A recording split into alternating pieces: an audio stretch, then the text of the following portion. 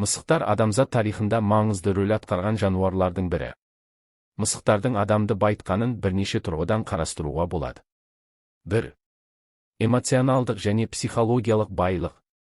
Мысықтар адамға ерекше эмоционалды қолдау көрсетеді. Олардың қасында болу адамдардың стресстен арылуына, көңіл күйін жақсартуға көмектеседі. Мысықтың пырла адамдарға тыныштық пен жайлылық сыйлайтын табиғи терапия іспетті.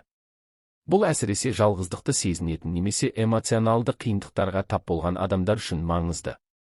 2. Денсаулыққа пайдасы. Мысықтармен бірге өмір сүру адам денсаулығына жағымды әсер етуі мүмкін.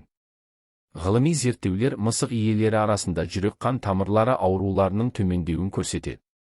Сонымен қатар, мысықтар үй ішіндегі атмосфераны жақсартуға көмектесіп, стрестің азаюына, қан қысымының тұрақталуына ықпал етеді. 3. Мәдени және рухани байыту.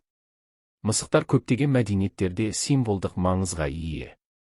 Мысалы, ежелгі Египетте мысықтар құдай ретінде құрметтелді, ал олардың суреттері мен мүсіндері адамдардың рухани өмірінің бір бөлігіне айналды. Мысықтар өнер мен әдебиетте де кеңінен танымал, бұл адамзаттың мәдениетіне қосқан үлесі деуге болады. 4. Табиғатқа жақындық. Мысықтар адам мен табиғаттың байланысын нығайтады. Мысықтардың инстинктивті мінез-құлықтары адамдарды табиғаттың гармониясына, оның заңдарына тереңірек қарауға шақырады.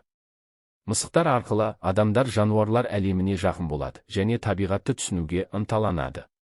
5. Жауынгерлік және зиянкестермен күрес. Мысықтар адамдарға практикалық тұрғыда да көмектескен.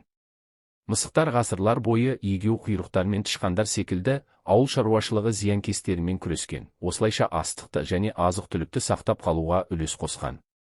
Бұл адамдардың экономикасына, күнкөрісіне жағымды әсер еткен. Қорыта айтқанда, мысықтар адамды тек эмоционалды ғана емес, физикалық, рухани және мәдени тұрғыдан байытқан жануарлар.